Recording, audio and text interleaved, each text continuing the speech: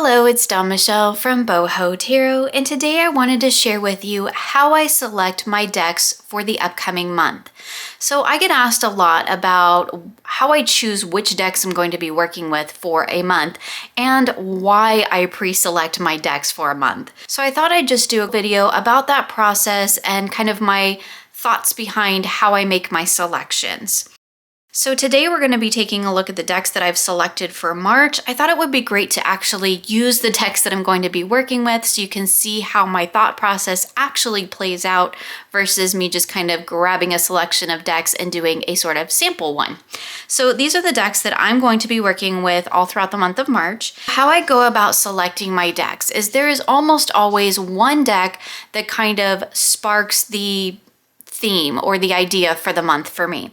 Last month in February, it was the Ad Orbita Tarot. That was a new deck to my collection. I really wanted to work with it, and so I let it be the foundational deck, and then I selected decks around that I felt had a similar energy or would pair really well or help bring out additional messages from the Ad Orbita. So in that particular instance, it was because I had a brand new deck in my collection that I really wanted to work with, so that was kind of my focal point deck. And pretty much every month, I usually have a focal point deck. One deck that is really just calling to me above all others that I really want to work with. Sometimes it's a brand new deck that has come into my collection that I want to work with. Sometimes it is a deck that I feel just really resonates with the season that we're in. Sometimes it's a deck that really speaks to whatever is going on in my life during that month. And so I'll pick a deck that really relates to that kind of situation that I'm in. And other times it's a deck that I'm studying, like we have here with the Witch's Wisdom Tarot. And sometimes it's just an old favorite that I just really want to work with, really want to reconnect with. And this isn't always the case. Sometimes I do just randomly grab a selection of decks for the month, but most of the time there is a kind of what I call a focus deck or a core deck that really sparks everything else for the month for me. Now, I do like to change out my decks monthly as well as seasonally, so sometimes what I pull in tends to relate to whatever season that we are in. For me, the majority of these decks here, at least these four, really speak to that kind of spring energy for me, and as we're kind of inching towards the spring, I'm really feeling the need to start pulling in some of that spring energy, a little bit of light and color. It's very gloomy in the Pacific Northwest during this time of the year. And so you can see that while I have chosen decks that have some color to them, they're really not super vibrant decks. They're not like Morgan Greer vibrant, right? And that's just because for me, in the area that I am in during this season, it tends to be pretty gray, pretty kind of muted outside. And I feel like these decks kind of really reflect that energy. They do have some color, right? We can see the spring kind of coming to life in these decks. We can see the color coming through, more so probably in the Witch's Wisdom than in the others, maybe a little bit here in the Forager's Daughter Tarot. But for the most part, these decks are fairly muted. They have quite a bit of white space in a lot of them. And for me, that just kind of really bridges the gap between moving from the winter into the spring. They feel like the season that we're in, and they also feel like they kind of regionally represent what the season looks like here in the Pacific Northwest. So I do kind of take that into consideration. Season does play a part in how I make my selections, but sometimes it doesn't have anything to do with the actual season. Sometimes it is more about where I am in my practice or what I'm currently working on. So those are kind of some of the considerations that I keep in mind when I'm selecting my decks. If I don't have a particular thing that I'm working through, then I tend to just work through my decks pretty seasonally. So one of the main things that I tend to keep in mind when it comes to selecting a focus deck is, for one, is it a deck that I feel like I can work with all month long? Sometimes when it's a new deck, I really don't know, and that's a great way for me to experience a new deck, like the Ad Orbita that I used last month. I had never worked with that deck before because it was brand new, and so I wasn't sure if I could work with it for a whole month. It turns out I can, and it worked out beautifully for me. For this Witch's Wisdom, this is a deck that I've actually been studying for the last couple months. Now, my plan is to sort of wrap up my Witch's Wisdom study by the spring equinox. And so I really wanted to kind of give it a really good full run. I've been using it for some readings here and there. I've been studying it a little bit, working in the book, working in my journal, and now I think it's time to actually use it in my normal weekly tarot practice. So that was my thought process behind selecting this deck, because come spring, I would like to move on to my next study deck for the next season. So I thought that was a great time to really just wrap it up with this deck. I mean, granted, I will use this deck in other readings later on. I'm just kind of wrapping up my study period with it. So it felt like a natural transition to select this deck as my focus deck. So this was my focal point. This was my inspiration. So this particular deck happens to also have the color palette that I really like. And we can take a look here. It is a kind of softer color palette. We do have some darker tones and some lighter colors, but overall you can see kind of has a little bit of a similar color tone that we see to the Forager's Daughter Tarot. Now, color tone really isn't like the key factor when I select a deck. I am a designer by trade, so I do admit that aesthetics do play a huge part in my selection process. I will not lie about that.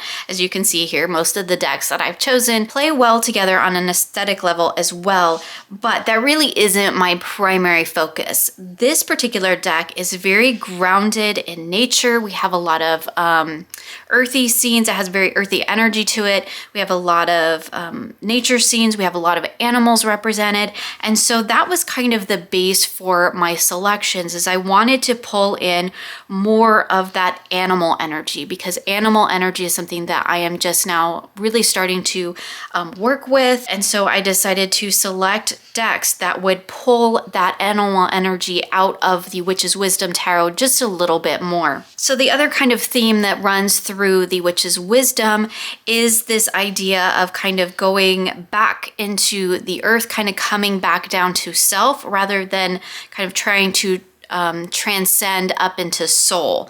So it kind of looks at it a little bit differently. I know I've talked about it, other people have talked about it. The progression is different in this deck.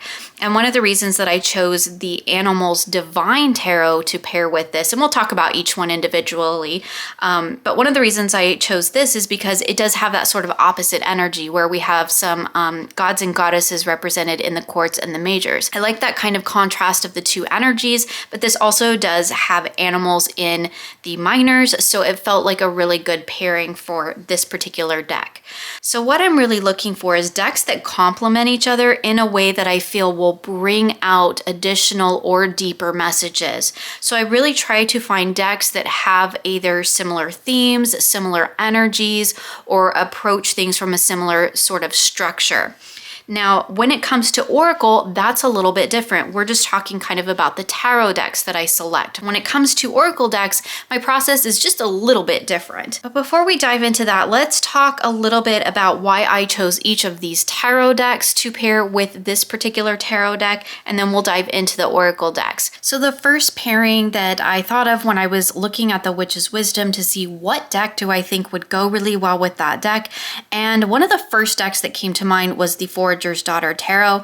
Now that is primarily because these are both primarily nature and animal decks, and I feel like they would pair together really well. We shall see when I actually work with them together how they do. Look at this with the orange down here in the earth and the orange here in the honeycomb. I love that. I love when the colors really complement each other. I love when the messages really play off of each other. I think that's really fascinating. But just to kind of give you an idea of how these two decks pair together, of course, we will talk about how I felt they worked together when I do my March reflections after I've had a chance to work with them for the month. I am loving the patterns I'm picking up in these two cards. This little blanket that she has all of her tools laid out on really mimics or mirrors what's going on here in the design of the spider, and I think that is really fascinating. So just off the top of my head, not even really working with these together, I feel like these two decks would complement each other really well. They have a similar energy. They have a similar focus, which is being very animal and nature-based. So I feel like their messages would be really cohesive, as well as their artwork being really compatible, which are two things that I do consider when I'm looking at, my apologies for that, which are two things that I consider when I'm looking at decks to be pairing together. So these two I feel like have a similar energy, and so I chose the Forager's Daughter to pair with the Witch's Wisdom because I felt like they would go really well together in terms of having the same theme and really focusing in on that nature and animal energy. So the next deck that I chose to pair with the Witch's Wisdom was actually the last deck I selected when I was going through my decks, and that is the Animals Divine Tarot. As I mentioned, this is an out-of-print deck, so it can be difficult to get your hands on. One of the things that I really like about the Animals Divine is that it does, as I mentioned, blend the gods and goddesses in the quartz and the majors with the animals of the minors. And I love that kind of pairing of the sort of cosmic and bigger energies down to that really earthy, smaller individual energies. And I thought that maybe these two might work really well together because the Witch's Wisdom is very much more about being in the earth and of the earth, whereas the Animals Divine pulls in some of that cosmic energy. And I do really enjoy including cosmic energy in my readings. And so I love that this one has just a hint of it, a little blend of it. Look how beautiful these are. We have Kuan Yin for the star and the Eight of Earth in the Witch's Wisdom. I do think that they look beautiful together as well, but really what I'm looking at is how do they pair together? They really do look beautiful together, but really what I'm focusing more on is how do I feel those messages are going to interact with each other? What is each one going to bring to the table, and how is it going to stand out from the others? I want my decks to converse really well. I want them to play really well together, but I also want to know that each deck is bringing something to the reading, that it's not so much the same that I'm just getting a repeat of the messages. I just have to say, look at these two cards, how beautiful they are together. Similar color tone. I just feel like the one is pulling something out of the other and vice versa. Really, really gorgeous. Oh, look at this one. Sorry. Sometimes I get a little bit caught up in the flipping of the cards and the pairings, and it's just so beautiful. So the aesthetics aside, I really felt like these two decks would pull something unique and beautiful to blend together to give me that more comprehensive, really in-depth message. Of course, you don't need to pair your decks like this. You can get plenty of information from a single tarot deck, and I've done that many times as well. But I do love how different decks bring a different energy. They bring a different voice to the conversation on your table, and I think that that's really beautiful. Look how pretty these are together.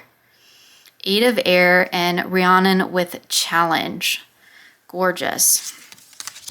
I'm really looking forward to these two, I just have to tell you, because these are two of my favorite decks. Beautiful decks together, but really what I'm looking for is the Animals Divine to bring a little bit of that cosmic energy into the really earthy nature of the Witch's Wisdom Tarot. So the last tarot deck that I've chosen to pair with the Witch's Wisdom is the Spiritsong Tarot. Now for me, the Spiritsong Tarot is very much a spiritual deck. It does have a lot of animal energy, but I feel that animal energy in this particular deck is very connected to spirit, whereas I feel the Witch's Wisdom is very connected to earth. So I like the idea of bringing the Spiritsong Tarot to the reading, to the table with the Witch's Wisdom. And again, similar to the Animals Divine bringing that cosmic energy, Spiritsong Tarot bringing that spirit energy or that kind of soul energy to the reading. And I feel like these two, while maybe not the most compatible in terms of their artwork, I feel like in terms of their messages, they're going to work really well together. And again, they're going to pull something different out of each other. And it just helps me to kind of look at each of the cards in a different way. When I see the Nine of Fire on the table on its own, that kind of has a message of its own, right? But when I look at that and I pair it with the Page of Acorns, that kind of changes the message a little bit. It adds to the conversation. It adds depth and layer. And so that's one of the reasons why I really enjoy pairing my decks together, and why I enjoy pairing multiple tarot decks together as well, just not just tarot and oracle, because you get the structure from both and the depth that comes from both in their inherent and universal meanings. Then you layer that with the unique understanding that each deck presents, and you combine that together, and you just get these beautiful, rich readings that just have a little bit of a different voice than they would maybe each individual deck on its own.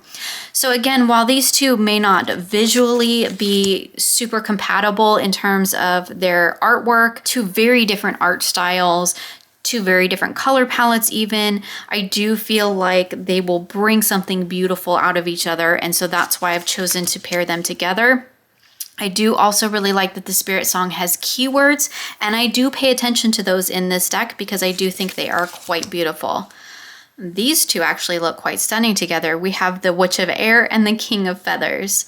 So beautiful combination there. So now let's take a quick look at the oracle decks that I've chosen to incorporate into my readings for March. This is the Telluric Runes Oracle, and this is brand new to my collection. I just got it in. I saw this pairing from Nina at Shuffle Tarot, and it just looked beautiful. And I've kind of strayed a little bit from my rune studies, kind of gotten into some other things and just gotten a little bit distracted. And I thought this was a great way to reincorporate runes back into my readings. I love the earthy nature of the Telluric runes. We have the plant energy, the crystal energy, and the rune. I do believe that is the structure, but again, I just got this deck in, so I haven't had a chance to work with it yet. But I thought this would be a wonderful way to really bring that runic energy back into my practice, kind of get me refocused back on that and working with it a little bit more again.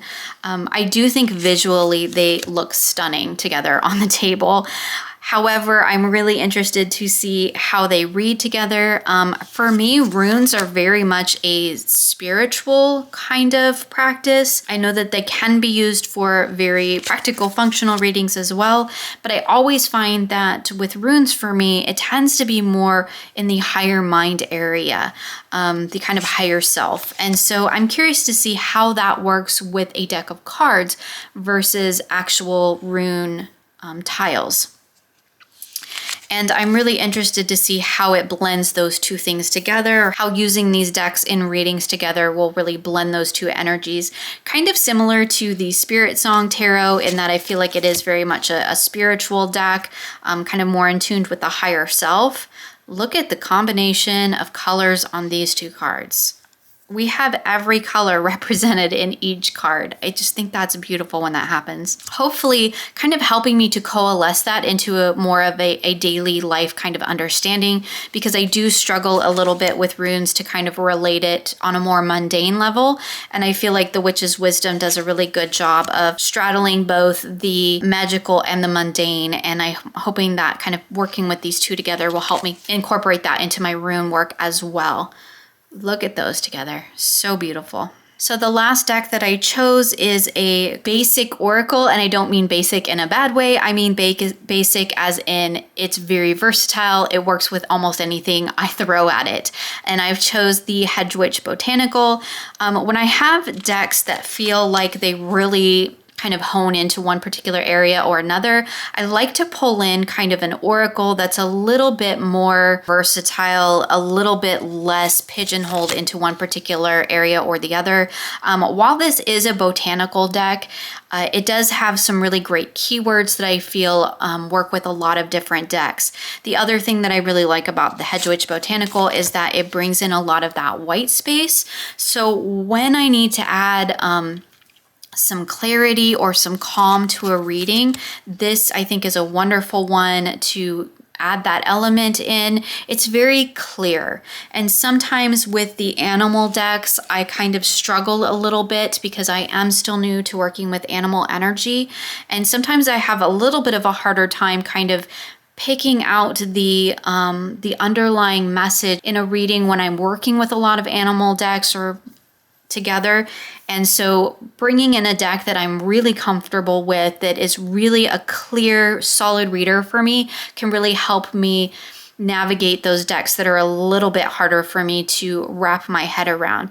Look how beautiful this is. We have the Witch of Fire with the Ghost Pipe and Mystery. That's just gorgeous. Oh, these look quite beautiful together too. Craftsman of Fire and Regenerate. So a lot of times the oracle decks that I choose will be ones that I feel not only match the overall theme and aesthetic of whatever other tarot decks that I'm working with. It's also usually a deck that I am comfortable with and I feel will add a layer of understanding and clarity to my reading, so that when, beautiful, Witch of Water and Purify, so that when I come across those readings that are a little bit harder for me to understand or to find that deeper message in, I can look to my oracle to kind of create that clarity for me. So I think that it works really beautifully for that. And honestly, I just love the white space and the clarity and calm that the Hedgewitch Botanical brings.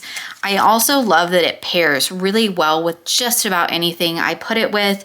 Maybe not so much my historical decks, but then I have the Botanical inspiration cards for that, which is basically the same thing with kind of a antique or vintage style aesthetic to it. So I think it's really beautiful and works really well to just bring out some balance in the reading overall, to create some space and to help gain some clarity when the readings are a little bit harder to maybe unlock. So some of the different ways that I might want to work with these decks together is to use the Witch's Wisdom kind of in the center and then start intermingling my other decks with it. So here we have the Telluric runes, and maybe I would pull a botanical card to give me a message. So the Witch's Wisdom would be my focal point, and then I could expand upon that message, letting my rune deck and my oracle deck further dive into that message. That's one of the ways that I like to work with them together. But you will see that no matter kind of what order, and we're going to get cards just in a huge pile of things, I can put, these cards in a lot of different orders and gain some different messages just depending on which decks I'm using, how I arrange them, what is my focal point. Maybe here my focal point is actually my rune. That's my foundational message. That's my central focus, and the Witch's Wisdom provides the larger message. So you can see here, the Witch's Wisdom really does provide the focal point. It's kind of the main deck that I'm going to be working with, and everything else that I chose to pair with it is designed to kind of support that deck, to expand upon those messages and to really help me dive deeper into different areas of my practice, different areas of my life, different areas of self. And so one of the reasons I really love pairing decks together in this way is because it does provide me with some different aspects to pull into. So even in looking at, if I were to do a reading with all of these cards together, which I think would be really beautiful as well, I could have the Witch's Wisdom as this is my main focus. This is what I need to know right now. And how does that maybe relate to my soul self, my spiritual self? How does that relate, or how does that affect my maybe divine connection, my spiritual life in general? Then we have the rune here. Maybe how does that relate to sort of my ancestral work, my ancestral energy that I'm working on? In the Forager's Daughter here, we could see maybe how does that relate in a really mundane way, in an everyday life kind of way. And when we're looking at our oracle deck here, we can kind of look at this as what's our takeaway message from all of that. Now you could configure these decks into any sort of, configuration that you really wanted to, and each one may mean something different to you because it's going to depend on what your individual connection is to the deck and how you work with it. But the reason that I have chosen these decks, and the whole purpose of this video is to talk about why I choose my decks and how I choose them the way that I do. The main reason is to really have a focal point deck, one deck that I'm really feeling called to work with for that particular month, and then to pull out other decks that I feel like would support it, would help balance it, would help bring out a deeper message to it. And I think that these decks all really do provide something in addition to. So I don't feel like I'm getting a ton of repeating energy here, which is something I do try to keep in mind. I don't want to pull a bunch of decks on my table that are all going to tell me the same thing, because then I might as well just use the one deck and called it good. So pairing the decks together and working with them and choosing them in this really mindful way helps me to kind of look at it and cultivate a selection of tools that's really going to help me dive deeper into my personal practice. And that's really what these cards are for me. Again, it really does depend on how do you work with the tarot? What are you using it for on a daily basis? How do you interact with your cards? All of that is really going to need to be taken into consideration when you're choosing the decks that you're working with, because you may look at these decks and go, I don't use any of those decks, or I don't use any of those decks for that same purpose.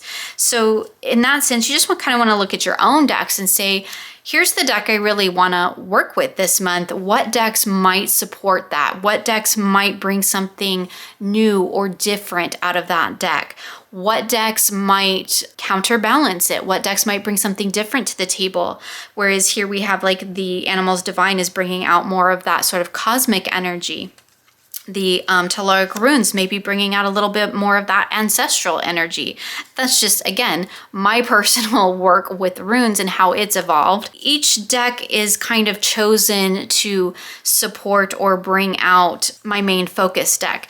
Now, when I don't have a focus deck, I still do relatively the same process.